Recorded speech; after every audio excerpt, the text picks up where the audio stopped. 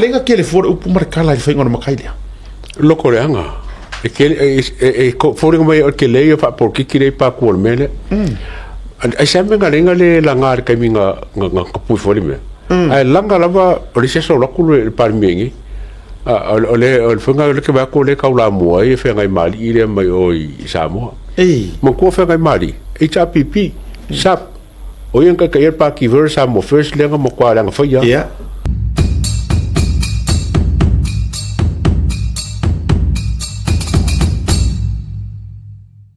o ka vava ai mai a Amerika le atua o ka le upu ma le kala ma le ngasu a o tangata mua ia la tau te avea ma mua a wina mea ia wai loa mai a media fo ia le anga o loko anga i le whainga malo o le tato i tu le media o ka ua koe leo le kufo le o le fast no o le media le mate ta ua tu e ma ua le mato i tu pito la au so le arua kuma mau are sira ikikile le whainga ruenga i re kua ku i re kako i ngā uka ku manguka ya Asia arua tu mau ar ka mai mea lea la ko fancy fa vale yo e la koe whaile koe ngā whisiri whapenge ole worthile o le pāsese ngā ko kongi le radio Samoa e ke alua i Samoa whai o matala ai matua i lo wita hui lili ai e ke kūkūla la i lai sao whawhai umara au kusikala mātutua ai e tu watu mau si kaili ai uma mau ai whaingi se tatu mo mai lai whai se kalanga le fuka aka whaaso ai lea li atua o le ale mea lenga ke le fore upu marikala i whainga na makai lea loko leanga ko fore mai o ke le fa por ki kire pa ko mele ai sempre ngalenga le langar ka minga nga kapu fore me ai langa lava riseso lokulu le parmingi ole funga le ke ba ko le kaula mo e fenga mali ile mai o i Samoa mo ko fenga mali e cha pipi sap o yen ka ir pa ki versa mo first lenga mo kwa langa fa ya olonga background nga ale la wo sau ka pa danga mele ya ma ka ri fo len ka ngola bo honorary title or facility o winga ya lena o facility follow e tele now ole what's the big deal ole mele lo ke fia ka ngoa ku yai ole se onga leanga ole mea e sui kulanga ai laksen i sa olo ainga e la kwai laksen fa wang yo ko fangua no tu lo la ngor mero kupu e le o fakaka se ma o tala ye pa i o alosina se mo ta fam to la tai no fa poi li pa i o alosina ma foi falo salvala si va tu su se mo ta fa ma to ma ainga fito i tonu e le o to le fa tau tele tala o le va tu fa la o tele le au lo to vali le ngor mero kupu o ku la ku se le fa sa mo o ku ma a wa ma ya au wa ku a inga marengu e o nga kongu me ia ma pisa a o lea wa o ngosi atu ai fua tangata ele fi ko kongu ya la ko me sa leia ia ko ia nga me wa langa le isunga o ngo fa longo le kalia alaksen wan kalia inga le fonga le tairo o nga o le vale leo sa moa mangusila ia makanga ka lenga ngusila e fenga kaya ka unka ko ba le peori fo lenga ko ilaksen ka kala lu fu 5 milionga o ka se lu fu 5 milionga o i o laksen o le suyo ngusila ma wa kala fenga i malai kule le lai kule ma ke ki kongo pia le me le so fai le atawa e dos fu 5 e si o ko wia le au kuskala loko vale ma o to wia le to e si dos 5 milionga se ke bo fo songa makai le fa siri ko sa i lau kau kua lau ke whaia kuai o se value langa pe o e lea na o lau nofo e lei ma se mea kasi ngai whaia ai ke ewa e laku e pale isi suafa o le whaafita auri ua whenomia i tele tātou le uto male maene pe o upu e whaida upenga le ataua ua kākou whe kā ngofi fua treat le whainga o makai lea as if o makai e kala ngoa e ainga o mea ko ngua le se elme tasi ala uva ai mai o Amerika o loa le isu o le whaafika audi o tau ia na tau watu fasili mta uple media e kou ke le malama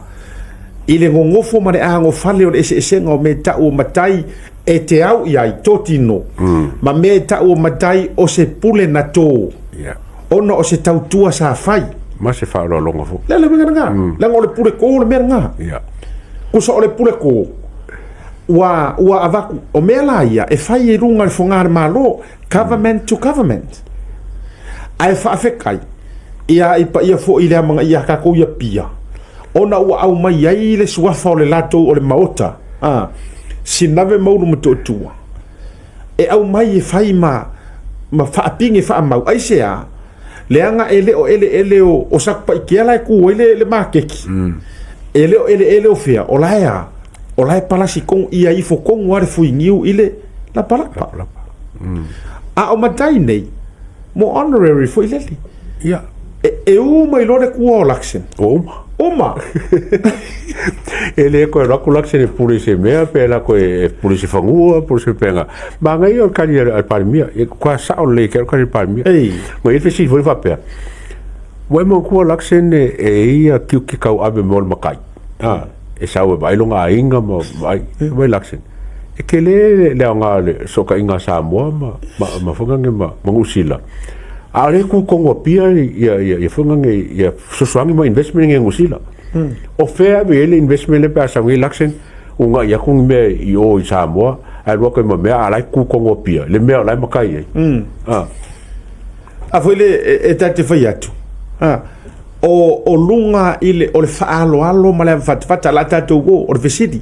nga ya ngi singa ku poi me ya mo ko kele ala o lai ko kele vai le sile langa le vave mai le faingo o le o va samana ia foi lenga ia le o Hansen le ingu mai langa vai nga coach al peleki o ka kare ko ku de pure English o ile mo ka pure English langa fai ngole tau vave ele o no ke le roya po ile le ngwa matai na ave ya pure English o nanai Jim Potter kasi le pale mi on usila sa fa makai e fale la kai o longi o makai o longi tangalo longi o fe lang fa ye ke le lenga le ngore tala le e sa o wala ngolo ke fisi fo ile wa ke le yang u e le tangalo e so fa tangalo o foi to or savili John Key ya yang fa ye pe o potasi va sa mare io o longi o le rua ia li o tu mua o la pure English le rua ia li o tu mua ma o le hala le mea ngala le o le media le fesidi ngai mea ala me ngala le o fesidi ma fai ai la le mea wala inga ave fuala sa mo nga ma vai o le ase mea a Hansen nga fai sa mo o la fesidi besides it all pelekia la ka no ka mai sa mo e mongu ia usila same thing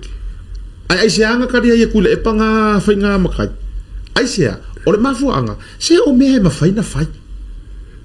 o me ma fainga fai le la faila o fasara longa langa le foi la u e se mai ku se puro ale la faila o fasara longa ngi usila so se pale me o usila ko fi makai alu la ku o farkoi io o sa pai ke inga la o fatu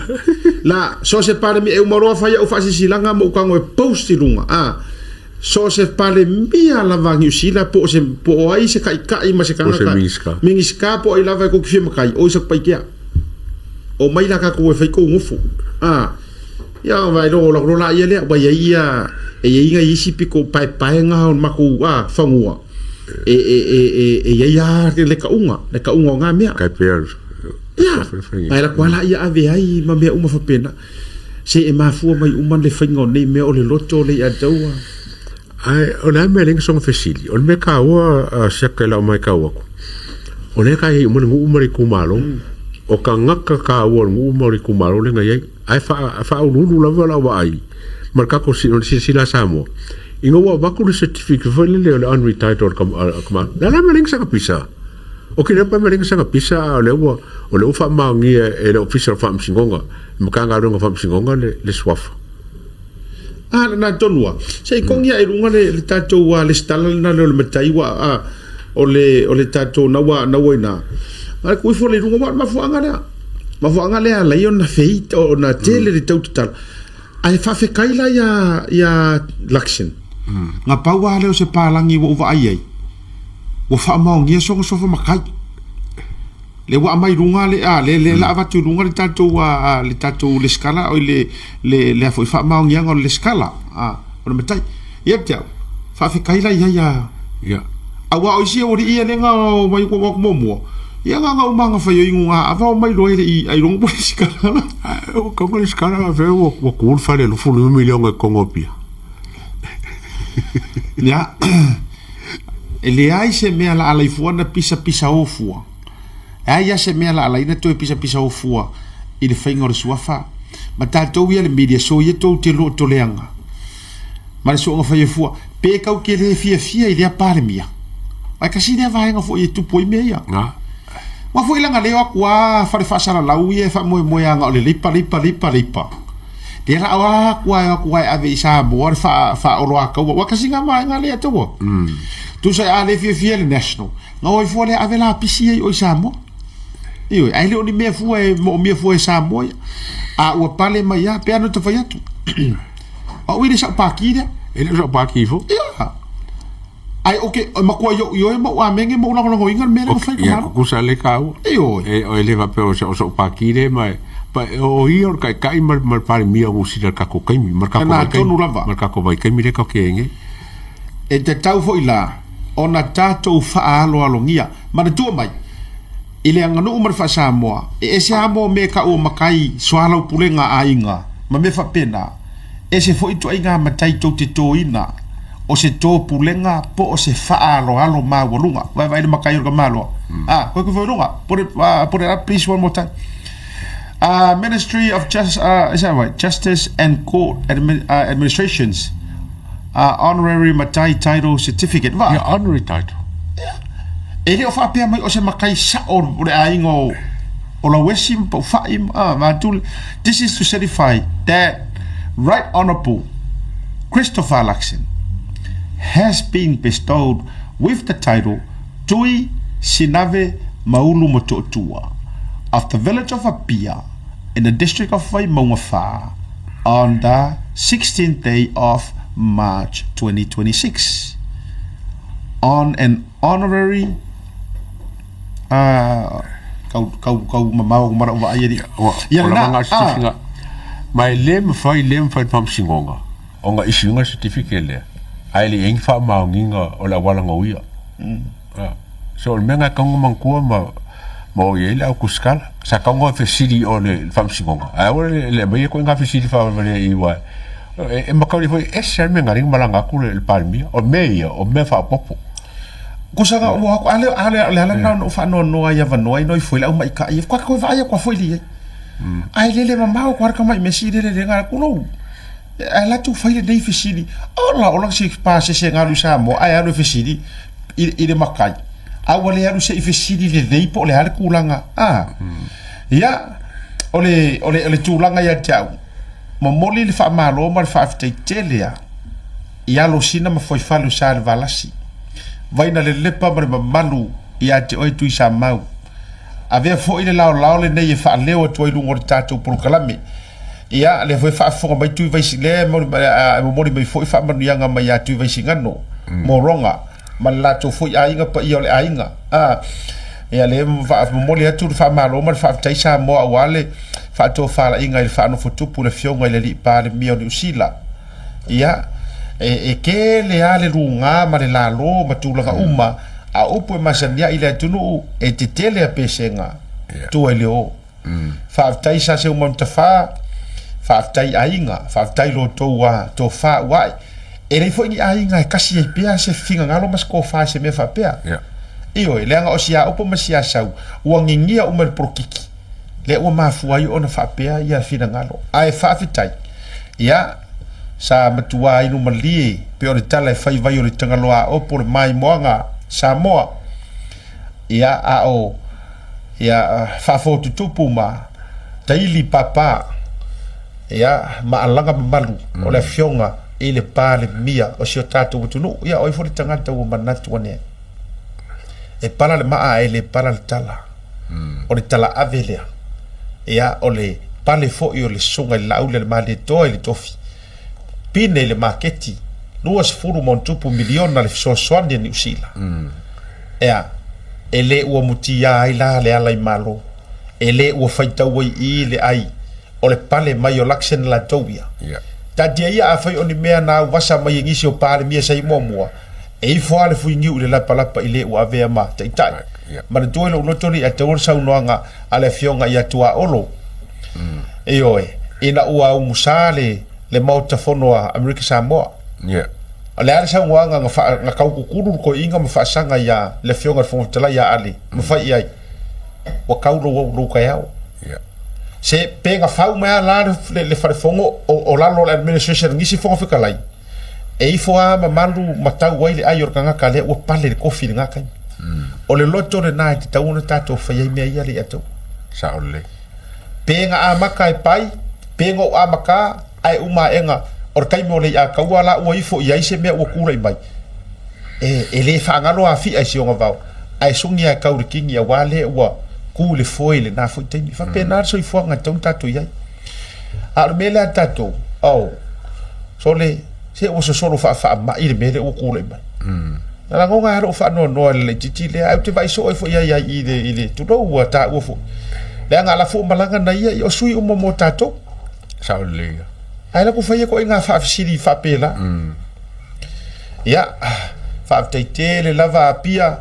ya sanga ya ne ayo le tai ke lo longa me mo laksen le la fai tui a sinave mo dum totua ke lo me mo le la fai o le vakos ko inga forward ka ko au ka pier me ru o le me mo ngani ya ko tato para lo ye fa tai la unga tu tu funga oh e ha sang fa funga le la unga ka malo tui maria sa onga lenga o tu tu funga free to ma sanni le mo le ona fe le kani fe le le yo man kwa kama kai mo le liki kama ia lea masiaka sua o inga fa pipi ave o kama ia e mili ai e filisi kulo tu funga mili a kama ia ngi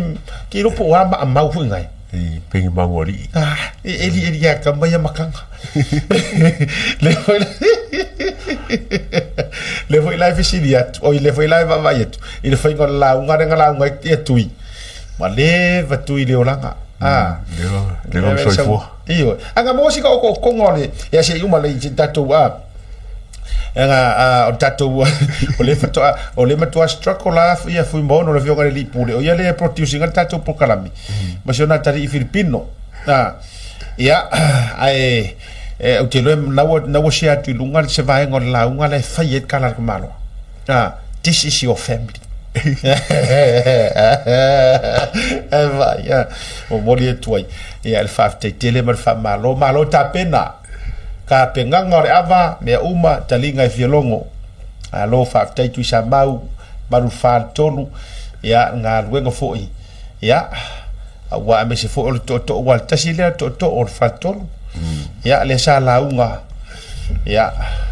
le ko inga ya tui finish ya fia ngai maleaso fa tai foi le au va alen al tato wa acknowledge foi no proclame fa tai tele le au va al tato par mi oi o vai ko le ko ngi fugo vai mana ya foi le launga rofi lena to olua tu ya wa moniel sa unga wa ave mo au fa le tu rofi ma malona fale atua ya wa o le uso fo ya musu ainga mai tuai loto fanga le safia ngai male ya me se fo le sungal firufi ya le safia ngai male itu or maloni usila ya ile fsanga inga ile sore na fi fa malori tu upu fa malo lava ya te to pena fiatu e te me ese yo tatu longona tu langa por kiki ai atatu wo mai lava fa me al tatu wotunu ya ela lango ale si matai I faiva le si matai malor fa le fulu ar filofi a me se fo yo le fo ya le uso ya tu lo ya falatua ya me se fo to e to sia ia le fio sa fa pito e bisi fo tangata malo na va na tau molasi fainga malo ia ali mau fa pon ia malo le fa le funu ia wale tu langa foi o le pora puipuina ia o le tatou pa le mia le tama o tui sinave maulu mo totua kasi la le meri o kono ke va ia ile aka wa ka kere yo ese mare mata upule ia ore umi o sua foi ave ngai paralangi oh ai so ele umi na vai ka un laksino lo ngo so le oh ele mo se e var ko maro ko lo ngo e fa ko nunca nga para o valengo quase vai foi de sua farenga de foi nga vai de ave ya pure english la to de lo ia li o tu mo ke lo ni sua fa ia ele a faina ai tasi vo sua fa no fa pia e kau manga ia wa kakarango ia sua fa ile ko e fa ia wa fi se manga ia pe ang fa sua fa ka ko par mia ia tu sa valalu ia ko le ngo ga ma fo la ai la ngo la ku mo era ma ke fa ngo ele pisa ele pisa ia na ga vo la ka mo ko ingo ko sa valalu le ke mi ngai a se vo lodi ai idi kamangai idi umang fa yaku ya lodi oya fa ka kala mai ko fa sa mo de pero di oso mia wai kasi we ko ingo de vale ola ai na no fa ya fa to nai tu isa valalo ai anga fa ingo fa ya ilo ingo tu I market fo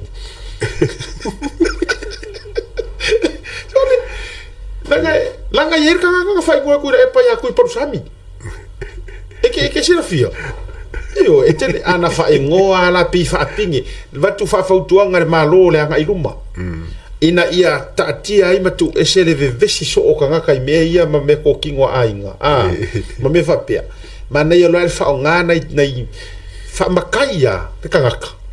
ile mere sa ia fa ya a fa ila ma keki ia fa ngo lo tui market fo ai vai lai lo le par mi asa what's your honorary title my honorary title is I am the new market I am the new Samoan market vai e po free market fo ioi se o me va pengi e ga vai lia e ai mangisi e fa la ve ma va con inya mangi ma ungasu are ave a tui flea market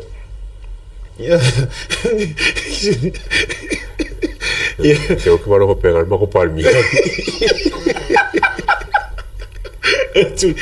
ai mo modi e fa malo ya fa tai fo ya tato mai ngi usila e ui nga lauro ka ko ka e ui nga lau e HRPP lo tato tata amar tato ta fa vale mai la kale ku fo runga sei vai e ma tu tala le ai mo modi fa kai le mo so stangata fa nga ruenga te tono ni usila mas ka paki le ko so skala so stangata nu sa moa o lo to tono ni usila la o so mo fai fesidi o lo ai le ma lo sao e le o pa u fu lo wafu o le yai tatou me alofa e ave Samoa o fundings o a umatulang fa pena e mafuanga makala ya senga le ko fangi usila ona o le seu sila i le tautua ma mea o tatu fai ya o le sikanga ka ta tau fo ina mana ya o ye se fa manusina Samoa langa lengo va yo ko langa sa fa i mai Samoa o si fai pule leo te anau de o pe sikse to yo no o misi se mo kayo skoi te anau tu yo no ai okay lo langa e o fa ko fa la ingan pan mia la wa amaka mai lunga i maunga wao ai lo le wingo tala lia taua la wa amata mai lunga i kama kikeli ai ele o mfai ao na fa ngalo a fi ai siona wao ke lo des kan karanga le stanga ta ele mfai e sira fia lo fo el pan mia wa uma ma yang fa sikse wa ko mai simia mo tension nga me e ai tasina tanga tala ngai o fionga le tu tau fa lo le tau ye ave ye fa lo ya kiria ingar mata upule wa ta we mai rosa langi maka upule ko karngoinga ne wo mo ala kongi fa fo ya wa umar mata upule mea tau anga ofu vanga le yesungu i parmia il free visa wala ngai kari parmia ai le malie lo ko kari parmia on menga sa kaunga il kako media ma ko ipingi free visa ai aku lo ke fuale ai aku ko free visa ai aku lo ke fuale makai manga mea ai afa ko ngila akero e wala ki de kadi fa peo o laksen and do you have an authority to give me a matai afa pengela le la le ai de makai le e la se pule o ele ke vidi le ke kango mai e fa makai ya o le simeta ya na utusi sila mai le sunga ya tu yono te ana tu yono o ye tonu le na le sa mafuai ona mawale avano e avele pili o ye tonu ale na se ia le tatou pili o sen e la wa siksengi manga kuan le me foring or ko malo le ta tau fo ia se fa alo ma wa lunga moya ya na ole mai nga se ta le si atu langa le atu le MOU nga wo manga sa ngi foi la ya se mfana isa no falo ite wa o me ka u nga malanga o si le ku ka wo le MOU le por memorandum of understanding foi le va o sila ma sa mo i puinga o le fo la fa sa inga langa lo fa nga Pacifica ma fonga nge ma wala fo le fa e nga sao fa ngofio nga ru fo la fa sa inga i usila ma Australia so le la wa sangi fe ka pule inga lu fa kasi le male ka nga ngo QK i la ko information fo po intel fo inga fa suya le la kwa ngalwe on ba nga silin ka wa sa ka wa e ka wa kun menga parmia lo makai ya o menga lu ka wa parmia ya wa e fo la le kala ngol o makeki pe a ka fa kulanga me ya e ka wa sangi ngo me ya pikol makeki o makai la ko wi o se ka fa ngo fo le fa popole icing on the cake matai ku so o tulanga fa pena e salangi uma iai le kulanga ka ko loko fa afka o nga kele ko pe mo sile la ar ko invest ko ngon ka pule o nga pu ngot fa la fa sa nga langa le o ke kele ngai ke kele Pacifica anaya le la wait fe nga fo le posum ka pu fa ke ba ku la nga lu fa kasi e sa mo le man ka nga lu ngo QK ya mese ka nga lu ngo o le ngo ba ku le nga ku le mingiska o le ba ku le fo ngele le mingiska ka Pacifica palmia mar kom singo le ngusila e inga yo fa nga fa mo ku inga me o se me le kele lai ya fo nga ya Samoa langa le ko ki kilo ka pu le o la fa sa inga le ko fa kele inga mo fa po pe ke mi la le ko ke fa pe mo le o su nga bi le mele o fainga ia Samoa le tau ngai ta me ro ta o por fono o fainga ia Samoa e lua e laua lunga i se mele lei ma se mele lei a onga se sala ma se anga sala u fai o le laua lunga o fa alo Samoa e fatino o le ifonga when we done the lowest part o le olanga paua o le laua lunga o ia i le fainga inga ia makala se finga ngalo ma koe uku fier le loko kinga o le ifo ai o le maua lunga o ia i se faalo alo Samoa onga o se mea ua fai ua malie le lei le loto o le makai ia mangingo ai o le ngofo nga Samoa e kau ke le o e fau se faka mangu fu ilele ai ave fa sa fa ye lunga le ai a maua lunga o le a se mea pe o upu se a se mea kau ia o le makai o le ngofo me ia ko inga sofa ia ai a palasi ku langa o langa fa fe ngai me le lei mar me leanga o le arme o me leanga e ola le se me leanga fa inga ia ko fa ola inga i tu langa loto tina i fonga